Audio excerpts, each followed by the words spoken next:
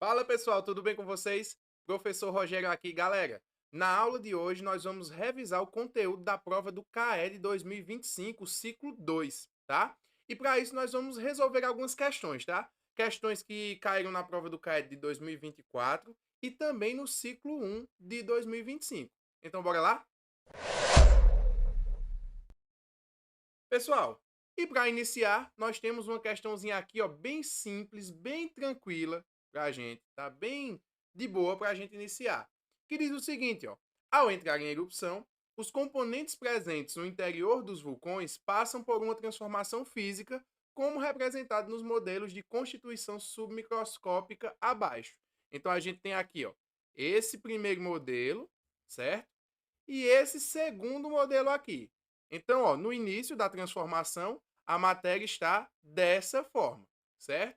Depois, ó, como mostra a seta, ela passa por essa transformação e fica dessa segunda forma aqui, tá?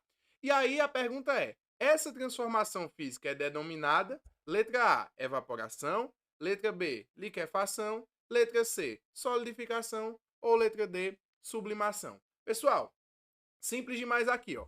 Nessa primeira imagem aqui que a gente tem, ó, nesse primeiro modelo, a gente tem as moléculas, né, um pouquinho afastadas entre si. Elas não estão juntas demais, né, mas também não estão muito afastadas. Lembrando, partículas muito afastadas, a gente tem o estado gasoso.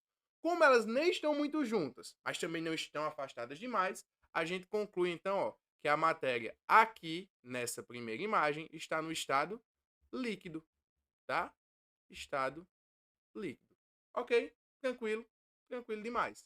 Agora, quando ela passa pela transformação, a gente tem essa segunda imagem aqui, ó.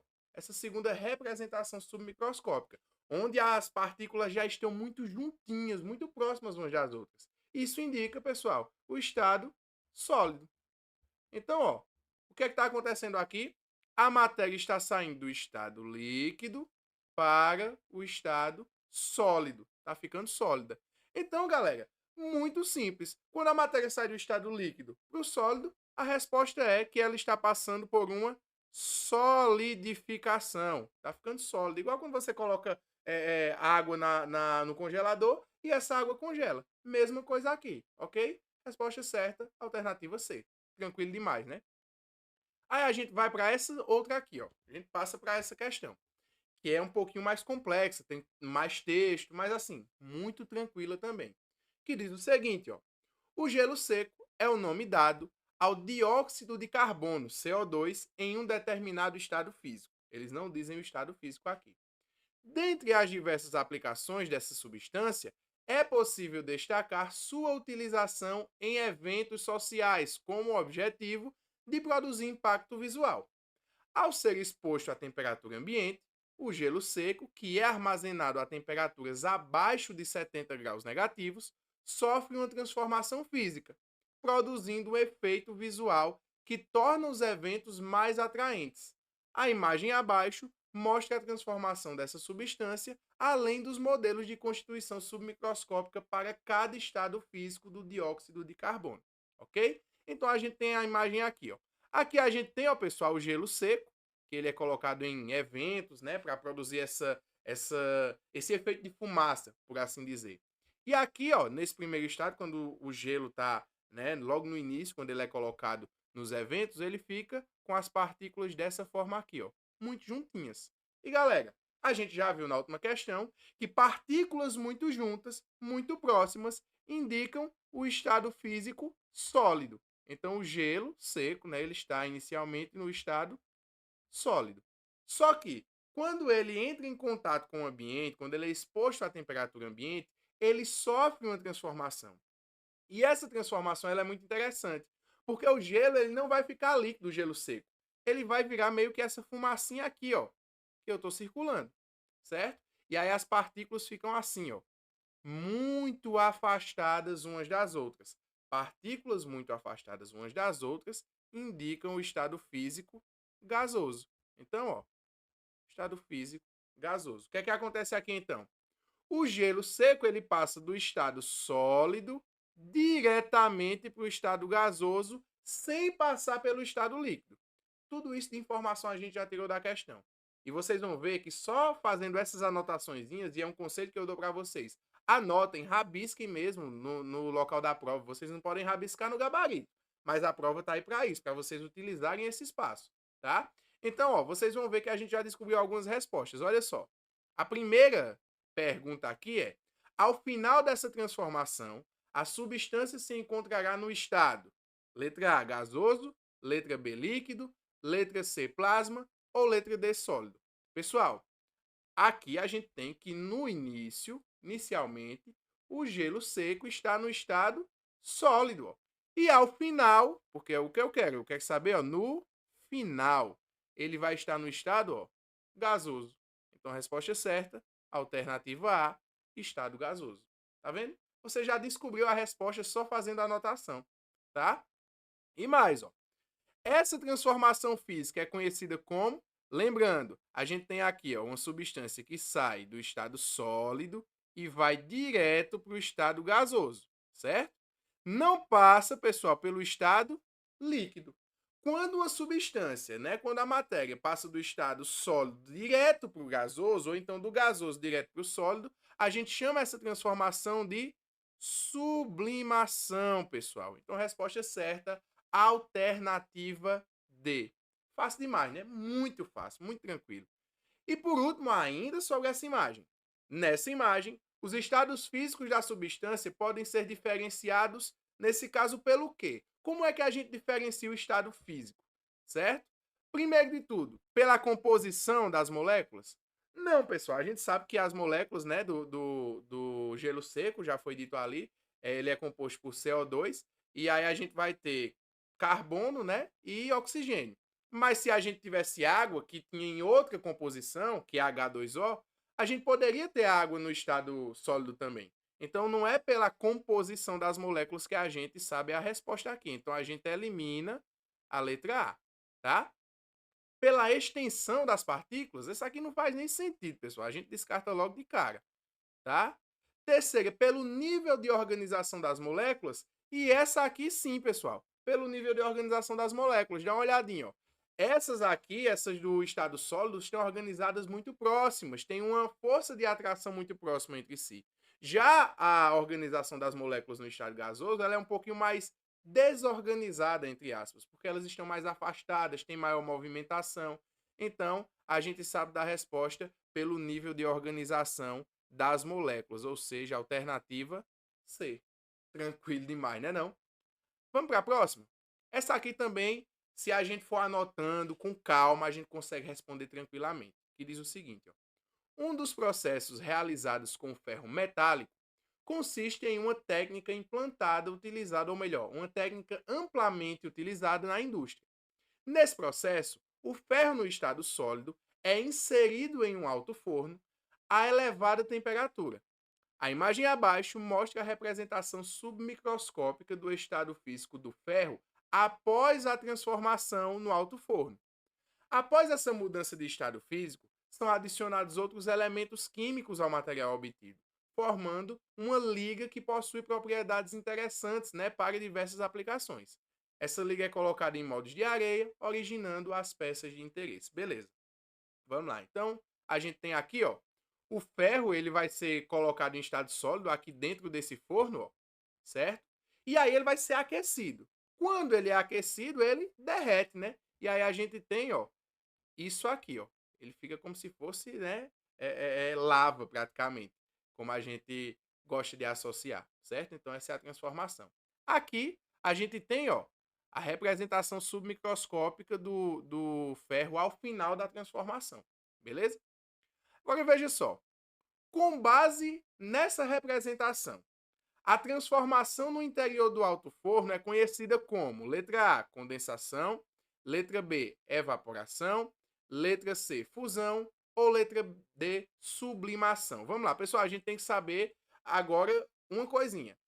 O ferro, inicialmente, ele está em qual estado físico? Se a gente for olhar o texto, ele vai dizer, ó, nesse processo, o ferro no estado sólido, né? Ele é inserido aonde? Aqui, ó, no forno. Então, aqui a gente tem o ferro no estado sólido inicialmente. No início é o estado sólido. Depois que ele é aquecido, aí ele fica dessa forma aqui, ó, certo? Como se fosse uma cachoeirinha aqui, ó, descendo. Então ele está em qual estado? Se você olhar as moléculas, isso vai te ajudar. Moléculas um pouco afastadas umas das outras, ele vai terminar no estado líquido, tá? Então o ferro aqui está passando do estado sólido para o estado líquido. Beleza. Então veja, como é que a gente chama essa transformação, né? Que sai do estado sólido para o líquido. É a mesma coisa de quando o gelo derrete, pessoal. A gente chama essa transformação de fusão. Alternativa C. Muito fácil, minha gente. Muito fácil. Vamos para a próxima, vamos para a próxima. Aqui uma muito mais tranquila. Ao estudar sobre os estados físicos da matéria, Jorge desenhou um modelo de constituição submicroscópica de um deles. Observe na imagem abaixo o desenho feito por Jorge. E aqui a gente tem ó, o desenho e aqui a organização das partículas, né, das moléculas. Baseado nessa imagem, Jorge identificou esse estado físico como o estado de letra A, gás, letra B, líquido, letra C, plasma, letra D, sólido. Olha só as partículas, ó, muito próximas umas das outras, muito juntinhas. Ou seja, estado sólido, minha gente. Essa aqui, se cair na prova, você já não tira zero, né? Porque essa é muito fácil. Então vamos lá. Continuando. Observe no esquema abaixo os processos de mudança de estado físico da matéria. Aí a gente tem aqui, ó, né? A matéria em 3 estados físicos e aí as transformações que podem ocorrer. Nesse esquema, o processo denominado condensação está indicado pela seta número 1, 2, 3 ou 4, pessoal. Se você ficar em dúvida nessa questão, a gente começa a fazer algumas coisas para eliminar alternativas. Por exemplo, você já respondeu algumas questões aqui comigo, né? Você sabe, por exemplo, que aqui, ó, do estado líquido para o sólido, quando a água se solidifica, aqui nesse quadro a gente vai ter, ó, solidificação, tá? A gente anota. Vamos completando aqui para anotar, solidificação, certo? Então já não é 4, porque eu quero saber o quê, ó? Eu quero saber a condensação. Então, ó, já elimina a alternativa 4. Eu sei também que do sólido para o líquido, eu já coloquei lá em cima e você já viu, a gente chama de fusão. Então já não é o número 1. A gente fica então entre as alternativas B e C. Simplesmente. Olha só, eu já eliminei duas. Então olha só como vai ficar fácil para a gente. Minha gente, vocês sabem muito bem que quando a água, ou melhor, quando a matéria, né, ela passa do estado líquido para o gasoso, porque aqui a gente tem ó, sólido, líquido e gasoso, né? Quando ela passa do líquido para o gasoso, a gente tem que a água evaporou. É assim que a gente chama, né? Essa mudança aqui a gente chama de vaporização, ó. Vaporização, certo? Então já não é o 2 também, minha gente. Só sobra quem pra gente? A gente vai saber que do gasoso pro líquido a gente tem condensação, tá? Ou seja, a alternativa correta é letra C, número 3. Ok, tranquilo, fácil, né, minha gente? Muito fácil. Pessoal, então vamos para mais um aqui, né? Questão 24. Ó. A amônia, que é NH3, ou seja, tem um nitrogênio e 3 hidrogênios, é um composto químico utilizado na composição de produtos de limpeza. Além de ser encontrado naturalmente no meio ambiente e em todos os seres vivos, esse composto pode ser produzido artificialmente a partir de reações químicas, como a representada abaixo. Então a gente tem aqui ó, uma reação química. Um N2, né? 3H2, que vai virar 2NH3. Beleza. Com base nessa representação, na formação de amônia, ocorreu a conservação de quê? Né? Letra A, da densidade das partículas. Letra B, da quantidade de moléculas. Letra C, do número de átomos. Ou letra D, do volume das substâncias. Pessoal, se você olhar só visualmente aqui, você já começa a ter uma ideia da resposta. Por quê? Ó? Eu tenho aqui um elemento, né? Uma partícula, um átomo, nesse caso, de nitrogênio, e outro átomo de nitrogênio. Concorda comigo? Então, ó, um N2, ou seja, tem 2 nitrogênios. Aqui são 3H2, ou seja, cada átomozinho desse é um hidrogênio. Ok? Então, conta comigo aqui. Eu tenho 2 nitrogênios e tenho 1, 2, 3, 4, 5, 6 hidrogênios. Ok. Aí houve uma transformação química, certo? Aí veja só. Cadê meu nitrogênio? Tá aqui, ó. 1 nitrogênio, 2 nitrogênios. Cadê os hidrogênios? Estão aqui, ó. Hidrogênio, hidrogênio, hidrogênio, hidrogênio e hidrogênio. Conta comigo. Tem quantos nitrogênios de cada lado? 2. Número igual. E hidrogênios? Do lado esquerdo tem 6 e do lado direito tem 6. Então, o que foi conservado aqui, pessoal, foi o número de átomos. Por quê? Ó? Porque aqui eu tenho uma molécula, certo? 2 moléculas, 3 moléculas, 4 moléculas. Lembrando que as moléculas são formadas por átomos que estão ligados uns aos outros. Então, eu tenho aqui 4 moléculas. Do outro lado, eu tenho uma molécula, 2 moléculas. Não pode ser a quantidade de moléculas, tá? Mas pode ser o quê? Ó? O número, a quantidade de átomos, ou seja, a alternativa correta, a alternativa C. Tranquilo? Pessoal, agora vamos passar para outro conteúdo, genética, que vai cair também, né? Vai ser cobrado nesse ciclo 2 do CAED 2025, tá? E vamos aqui para primeiro texto, né? Vocês sabem que o CAED ele tem muitos textos. E diz o seguinte, ó. Em meados do século XIX, um monge austríaco realizou experimentos utilizando ervilhas de jardim, né, da espécie Pisum sativum. Em uma estufa iluminada, ele cruzou plantas puras e analisou características específicas apresentadas pelas gerações resultantes desses cruzamentos. Dentre as características analisadas estavam as cores das flores e sementes dessas plantas. Quando observadas, as flores apresentaram as cores branca e púrpura, enquanto as sementes apresentaram as cores verde e amarela. O monge observou que não apareciam sementes verdes e flores brancas no primeiro cruzamento. Ao realizar a autofecundação das plantas híbridas geradas nesse cruzamento, porém, ele observou que as sementes verdes e as flores brancas voltaram a aparecer, mas observadas em menor frequência e as sementes amarelas e que as flores púrpuras. Beleza. Diante desses resultados, o monge concluiu que um fator era responsável pela coloração das sementes e das flores. Além disso, o fator correspondente à cor amarela das sementes tinha uma relação de dominância sobre o fator da cor verde, enquanto o fator da cor púrpura das flores tinha uma relação de dominância sobre o fator da cor branca. Então, textão, né? Tem muita informação. Mas olha só, pergunta aqui.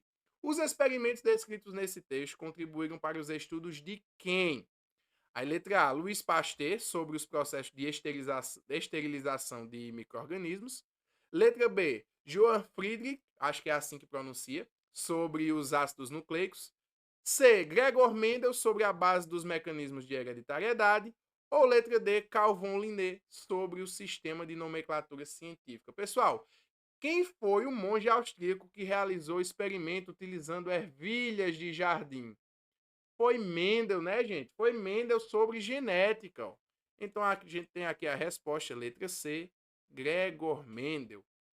E aí o 11 diz o seguinte, o fator mencionado nesse texto é atualmente denominado letra A, DNA, letra B, gene alelo, letra C, locus gênico ou letra D, RNA. Pessoal, vamos lá. Ó, a gente tem aqui o texto, né? E a gente tem que procurar onde é que tem falando do fator. Além disso, cadê aqui? Diante dos resultados, ó, o monge concluiu que um fator era responsável pela coloração das sementes. Então, tinha um fator que era responsável por determinar as características. Quem é que determina as características, galera? É o gene, pessoal. E os genes, eles podem ter diferentes alelos, né? Tem o dominante, tem o recessivo, porque são as diferentes versões do gene. Então, a resposta correta, letra B. Tranquilo demais. Vamos para a próxima. Pessoal, essa aqui é muito parecida com a anterior, porque diz, ó, sobre as ervilhas, né? O que é que tem a ver ervilhas e hereditariedade, tal, tal. E aí, a gente vai ver que teve os experimentos do monge austríaco, que a gente sabe que é Mendel, publicou os trabalhos dele e explicavam, né, como era que ocorria a transmissão das características. Essa área de estudo, que a gente hoje sabe que é genética, ela foi iniciada por quem? Mais uma vez, por Gregor Mendel, que foi esse cientista, né, esse monge austríaco que também era um cientista, porque ele fazia ciência, né? Vamos para a próxima. Essa aqui, um pouquinho mais complexa, tá? A gente vai precisar trabalhar ela melhor. Vamos lá. Tá falando dessa espécie de roedor, né, que habita os desertos dos Estados Unidos e do México. E diz que esse animal, ele apresenta dois padrões de coloração distintos, certo? Vai dizer que em áreas com predominância de rochas claras é encontrado na pelagem clara, né, que é a pelagem amarela, certo? E em áreas com rochas escuras, de origem basáltica, ele é encontrado numa pelagem escura, que é a preta. Então tem o amarelo e o preto. Estudos genéticos apontaram que esse padrão de coloração é determinado por um único gene, no qual o alelo dominante determina a cor escura e o alelo recessivo a cor clara, certo? Essa característica é frequentemente abordada no ensino das teorias evolutivas, pois confirma a ideia evolucionista da seleção natural proposta por Darwin. Beleza. De acordo com esse texto, no cruzamento entre dois indivíduos heterozigotos, então, ó, destaca aqui, eu quero saber o cruzamento de dois indivíduos heterozigotos. A probabilidade de nascimento de filhotes amarelos é de letra A, 25%, letra B, 50%, letra C, 75% ou letra D, 100%. Eu sei que a gente tem a cor preta e a cor amarela. Quem é dominante e quem é recessiva? A gente tem, ó, o alelo dominante, olha só no texto, determina a cor escura. A cor escura, ó, é a cor preta, certo? Então eu vou usar uma letra qualquer. Eu vou usar aqui a letra A. Então, a azão determina a cor preta. Beleza. Vai anotando. E o recessivo, ó, determina a cor clara, que é o quê? A amarela. Então, ó, azinho determina a cor amarela, beleza? Ok. Agora eu quero saber o cruzamento entre dois indivíduos o quê? Heterozigotos. O que é heterozigoto? É aquele organismo que tem alelos diferentes. Ou seja, eu tenho um que é azão, azinho, sendo cruzado com o outro do mesmo jeito, azão, azinho. São dois heterozigotos. Como é que eu vou saber o cruzamento? Quadro de Punnett, galera. Olha só, quadro de Punnett. Então vamos fazer o quadrinho, azão, azinho aqui e outro azão, azinho aqui. Resultado, essa primeira probabilidade, azão, azão, aqui, azão, azinho, aqui, azão, azinho de novo, e o último, azinho, azinho. Eu quero saber o quê? Filhotes amarelos. Lembrando que amarelo é a cor que tem o gene, né, o alelo recessivo. Então, para um roedor ser amarelo, ele vai ter que ser o quê? Azinho, azinho. Qual é a probabilidade aqui?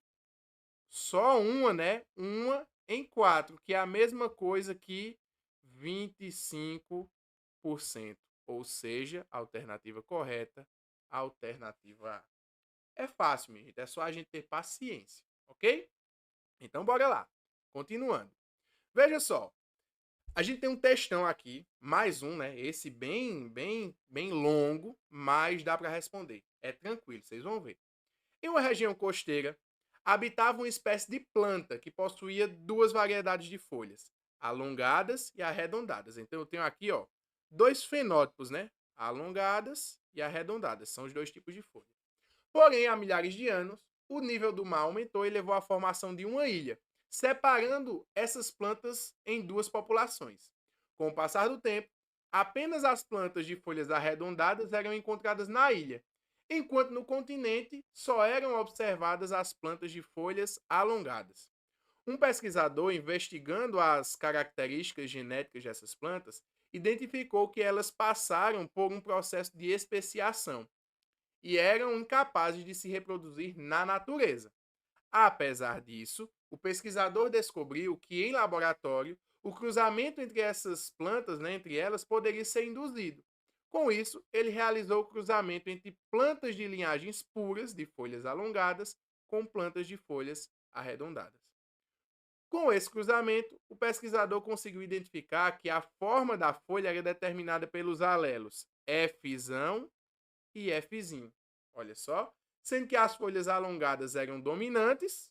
Então, ó, a alongada é o quê? Dominante. Em relação à arredondada, que vai ser o quê? Recessivo. Ok?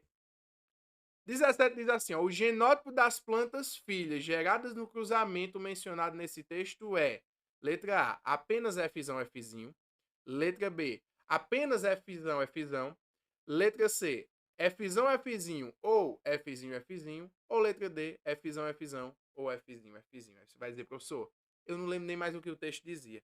Calma que a gente vai lá. Ele quer saber o genótipo das plantas geradas no cruzamento que ele mencionou aqui. Vamos procurar o cruzamento? Ó. Em laboratório, o cruzamento entre elas poderia ser induzido. E aí ele fez o quê? Ó? Com isso, ele realizou o cruzamento entre plantas de linhagens puras, de folhas alongadas. Lembrando que pura é homozigoto, tem alelos iguais. Folhas alongadas, pessoal, ó, eram dominantes. Então, folhas alongadas é F.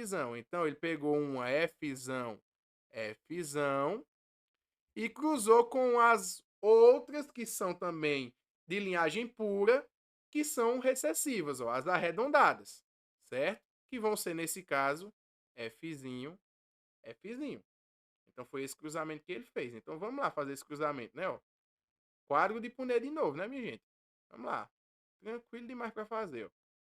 Eu vou pegar aqui o F e o F, e aqui um F e um F. Resultado, ó. F, F, F, F, F, F e F, F. Então o resultado vai ser o quê? Ó? Todos eles vão ser o quê? F, F. Então, ó, resultado letra A, apenas F, F. Basta você olhar o texto que as informações vão estar lá, ok? Pessoal, mais uma para a gente concluir. A cor da pelagem dos bovinos dessa raça aqui, né?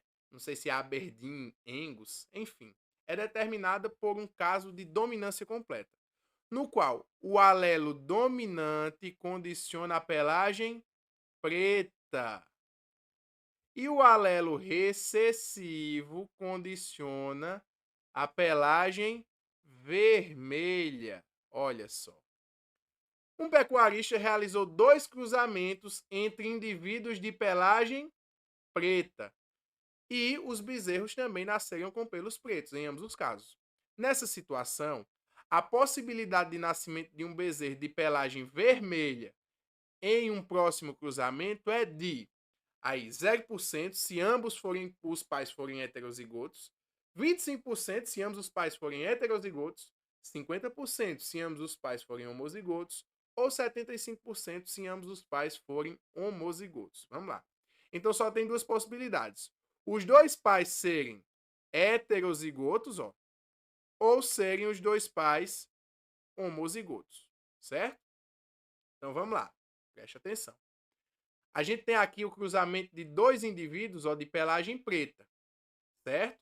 E o preto a gente sabe aqui, ó, que é dominante. Então eu vou colocar aqui, ó. Vamos utilizar a letra V, porque é o do recessivo. Então, Vzão, pelagem preta. Vzinho, pelagem vermelha. Ok. O nome não ficou muito bonito, mas vocês estão entendendo que é vermelho. Ok. Então veja só, foi feito um cruzamento entre 2 indivíduos de pelagem preta. Então, ou esses animais são Vzão, ou são Vzinho. Um desses dois aqui. Qual será? A gente tem que testar. Vamos testar se os 2 pais forem heterozigotos? Ver se alguma coisa se encaixa aqui? Então vamos lá. Ó. Pega aqui um Vzinho com um Vzinho, né? Então vamos lá. Lembrando, heterozigoto, ó, vai ser Vzinho com Vzão, Vzinho. Vou colocar aqui, ó. Vzão, Vzinho, Vzão, Vzinho. Esse aqui vai ser Vzão, Vzão, Vzão, Vzinho, Vzão, Vzinho e Vzinho, Vzinho. Então, ó, eu quero saber, ó, a possibilidade do nascimento de um bezerro de pelagem vermelha. Para ser vermelho, ele tem que ser o quê? Vzinho, Vzinho. Então, aqui, ó, nesse caso, se os dois pais, ó, que a gente encontrou, ó, forem heterozigotos, a possibilidade é 1/4, ou seja, 25%. Tem alguma que se encaixar aqui? Tem, ó. 25% a letra B, se ambos os pais forem heterozigotos. Eu já não preciso nem fazer os outros cruzamentos. Tá respondida a questão. Beleza? Galera, vai ser isso, tá? Por hoje. A gente espero que vocês tenham entendido alguma coisa. Qualquer dúvida, fala comigo no privado, tá? A gente resolveu muita questão, é um vídeo bem longo, mas eu acho que vai ficar bem interessante para vocês irem revisando, visitarem esse vídeo novamente, assistam mais de uma vez, porque eu acho que vai ajudar bastante, beleza? Então valeu, até a próxima, tchau!